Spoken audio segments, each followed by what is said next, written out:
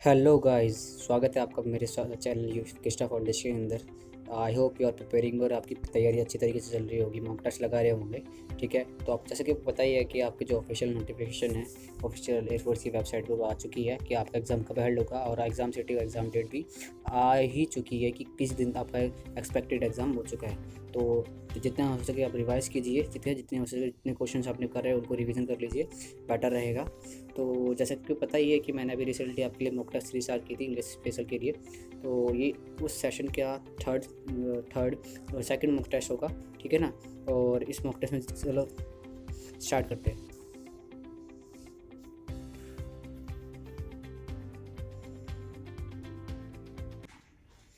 देखो, ये जो पेपर है ना, ये आपका इन जो एक्स और वाई ग्रुप का पेपर है, इंग्लिश का पेपर। तो इंग्लिश तो सब में कॉमन रहता है, चाहे वो एक्स हो, चाहे वाई हो, चाहे एक्स वाई हो। तो देख लीजिए, एक चीज़ देख लीजिएगा, मेमोरी बेस्ड है। ठीक है, वो जो एक्स जो वाई जो 2019 में आया था वही पेपर है ये। ठीक है, मेमोरी बेस्ड के हिसाब से। ठीक है, तो आप देख लीजिए। आप बताइएगा, सबसे पहले मुझे बताइए कि आपका स्कोर क्या रहने वाला है। कमेंट करके बताइएगा, ज़रूर बताइएगा। ठीक है, और तो स्टार्ट करते हैं वीडियो। ठीक है, find the one which best expression of the meaning of the given word. आपको बताना है क्या, आपको साइनोनिम्स बताना है, क्या बनाना है, सम साइनोनिम्स बताना है। अगर आपने साइनोनिम एंटोनिम्स पढ़ा होगा व्रिंगल, तो आपको पता होगा कि, तो आपको पता क्या करना है, व्रिंगल का करना है, पता बताना है आपको व्रिंगल का क्या करना है। व्रिंगल का क्या होगा, व्रिंगल का हो जाएगा ऑप्शन नंबर ए। व्रिंगल का क्या हो जाएगा, ऑप्शन नंबर ए। व्रिंगल का हो जाएगा ऑप्शन नंबर ए, इसका सही आंसर। अब आपको बताना है क्या है, लॉट का एंटोनिम्स होता है। लाउड का बताता है आपको एंटोनिम्स। देखो, जो लाउड है ना, जो वर्ड है, इसका मतलब क्या होता है, something which is barbarous, not gentle. तो इसका क्या हो जाएगा, इसका हो जाएगा क्या, ऑप्शन नंबर सी। ठीक है, तो ये क्या होता है, नाउन भी है और एक एडजेक्टिव भी है और एक नाउन भी है। अगर नाउन भी यूज़ करते हैं हम इसको, एडजेक्टिव यूज़ करते हैं। गूगल पे जाइएगा, what is the meaning of lot, तो आपको पूरा का पूरा दिखा देगा, और इससे रिलेटेड जो एग्जाम्पल होगा वो भी आपको शो कर देगा। ठीक है, चलो आगे बढ़ते हैं क्वेश्चन नंबर थर्ड की तरफ। क्वेश्चन नंबर थर्ड में क्या पूछा गया है, एक sleeping room for many persons. तो एक ऐसा रूम जो मैनी पर्सन के लिए होता है, बहुत लोगों के लिए होता है, उसको क्या बोलते हैं, तो हॉस्टल बोलते हैं। बोर्डिंग तो बोलेंगे नहीं, बोर्डिंग तो बोलेंगे नहीं ना। ठीक है ना, तो क्या बोलते हैं, हॉस्टल बोलेंगे। आगे बढ़ते हैं। अब बात करते हैं क्वेश्चन नंबर फोर की तरफ। One who murders one's mother. देखो, मर्डर जहाँ पे आएगा वहाँ पर साइड तो ज़रूर होगा। देखो, साइड ऑप्शन एलिमिनेशन से उसको सॉल्व करने की कोशिश करते हैं। देखो साइड, देखो ऑप्शन नंबर ए में भी साइड है, बी में भी साइड है, डी में भी साइड है और ए में भी साइड है। तो क्या कहते हैं, साइड तो सब में ही है, तो ऐसा पता चला गया। देखो, अब बात करेंगे रूट वर्ड की पढ़ा। देखो, जैनो का मतलब होता है, जैनो जहाँ पे भी आता है ना, उसका मतलब क्या होता है, समग्र। क्या बात आता है, समग्र। मतलब कि ऐसा मर्डर जहाँ पे बहुत सारे लोगों का हत्या कर दी जाती है एक साथ। ठीक है ना, जर्मी साइड तो होगा नहीं, जर्मी का साइड पैट्री साइड होता नहीं। One who murders parents one's parents, जो पेरेंट्स कहते हैं, तो पेरेंट्स में तो मदर फादर रहता है, लेकिन एक स्पेसिफाई वर्ड दे रखा है इसके अंदर, क्या, मैट्री साइड। क्या दे रखा है, मैट्री। वो जो मैट्री जो होता है ना, वो क्या होता है, उसका मतलब क्या होता है, उसका रिलेशन होता है क्या, मदर से। तो ऑप्शन नंबर जो सी होगा उसका क्या हो जाएगा, राइट आंसर। अब बात करते हैं क्वेश्चन नंबर 5 की तरफ। Find the correctly spelled word. आपको क्या करना है, करेक्टली स्पेल्ड वर्ड पता करना है फाइव का। ठीक है, आपको बता, देखो डिपेंडेंस भी गलत है। देखो डिपेंडेंस में देखो पूरा देखो, तो आपको डिपेंडेंस गलत है, डिसअपॉइंटमेंट भी सही नहीं लिखा, एबरेशन भी सही नहीं लिखा। तो ऑप्शन नंबर क्या हो जाएगा, ऑप्शन नंबर बी बिल्कुल राइट आंसर है। ठीक है, अब बात करते हैं क्वेश्चन नंबर 6 की तरफ। क्वेश्चन नंबर 6 की तरफ, फाइंड दी, रुक जाइए एक सेकंड, रुक जाइए।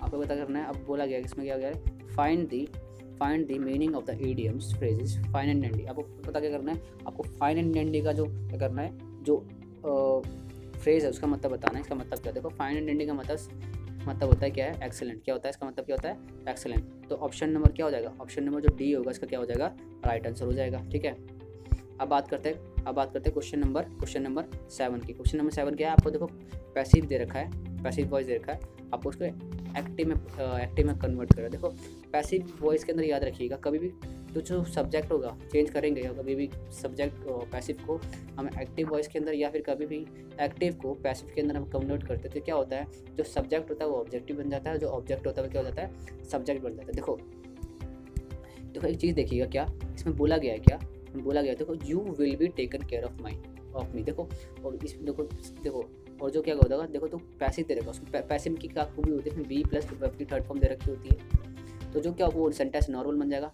वर्ब निर्बल बन जाएगी, तो बी हट जाएगा। टेकन की थर्ड फॉर्म किसमें कन्वर्ट हो जाएगी, फर्स्ट में। देखो ऑप्शन नंबर 1 में देखा है, जो मी है, मी क्या है, और मी का जो सब्जेक्टिव केस है, नॉमिनेटिव जो केस होता है वो क्या होता है, आई होता है। क्या होता है, आई होता है। तो I will take care of you, option number C इसका क्या होगा राइट आंसर।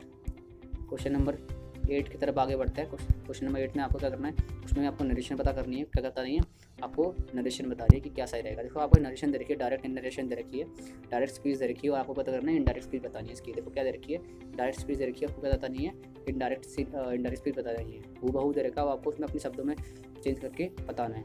तो ग्रामेटिकली क्या सही रहना चाहिए वो बताना है आपको। देखो Swami said to the villager please bring me a glass. देखो प्लीज़ आ गया, प्लीज़ का बोलते हैं जब हम किसी से रिक्वेस्ट करते हैं। देखो ये तो हुआ नहीं, इसमें तो ऑर्डर कर रहा है, रिक्वेस्टेड, इन तीनों में से कोई ना कोई है, इन तीनों में से कोई ना कोई है।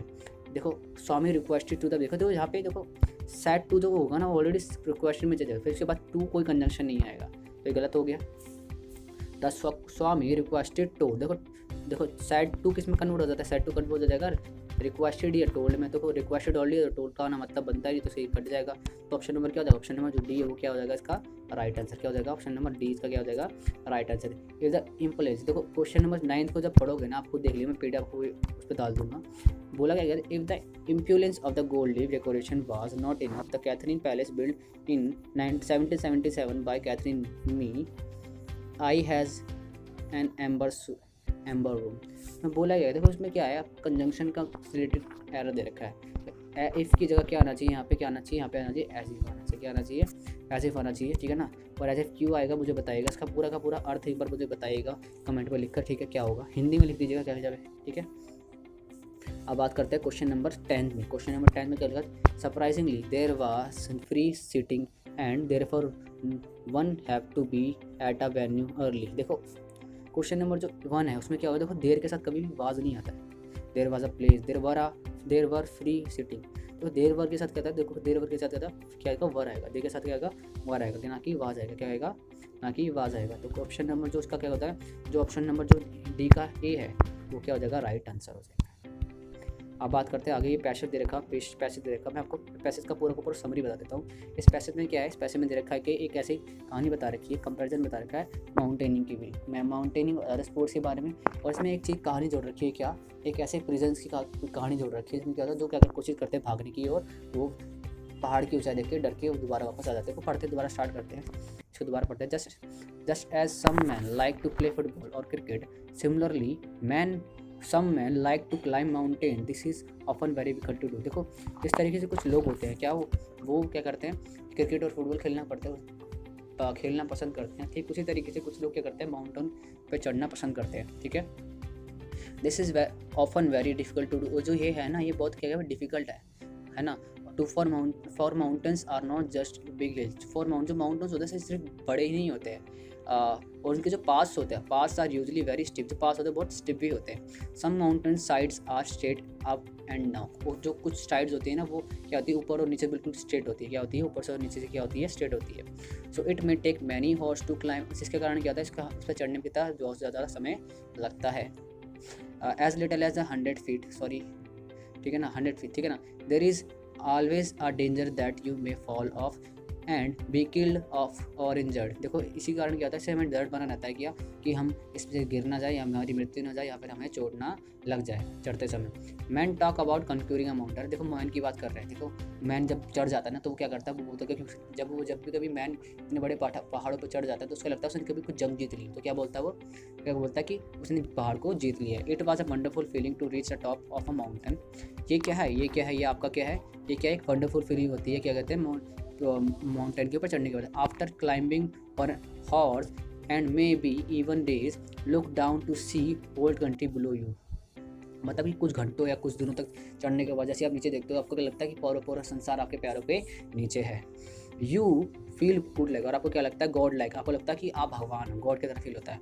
Two Italian prisoner of war, देखो अभी नया पैराग्राफ स्टार्ट हो चुका है। Two Italian prisoner of the war escape from a prison camp in Kenya during the war। देखो केन्या में वर्ल्ड वार का जिक्र की बात हो रही है यहाँ पे।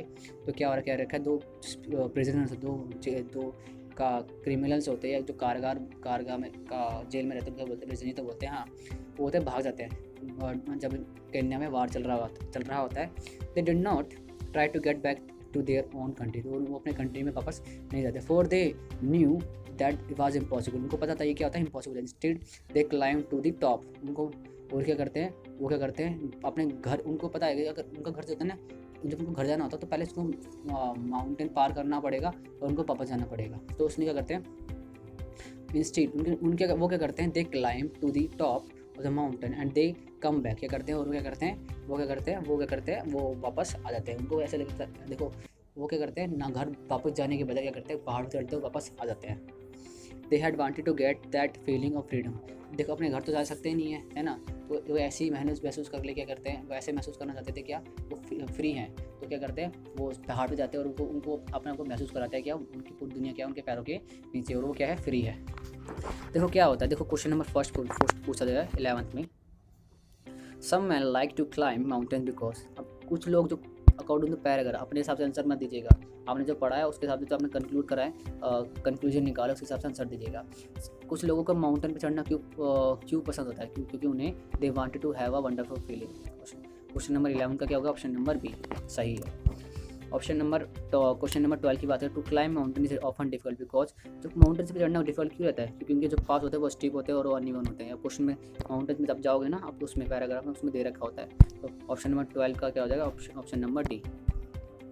इट इज़ वंडरफुल फीलिंग, जो इट है, इट का मतलब क्या, इट किसके लिए रेफर किया गया, इट का मतलब क्या इट रेफर किया गया है माउंटेनिंग के लिए। हम इसको ऐसे भी बोल सकते हैं, इस पैराग्राफ को ऐसे भी पढ़ सकते हैं, इस सेंटेंस को ऐसे भी पढ़ सकते हैं, mountaining is a wonderful feeling. जो इट क्या है, ये किसके लिए होता है, और याद रखिएगा जो इट होता है हमेशा किसके लिए यूज़ होता है, ये हमेशा होता है निर्जीव चीज़ों के लिए, क्या होता है, निर्जीव चीज़ों के लिए यूज़ होता है। ठीक है, तो ऑप्शन नंबर 13 का क्या हो जाएगा, क्वेश्चन नंबर 13 का आंसर हो जाएगा ऑप्शन नंबर डी।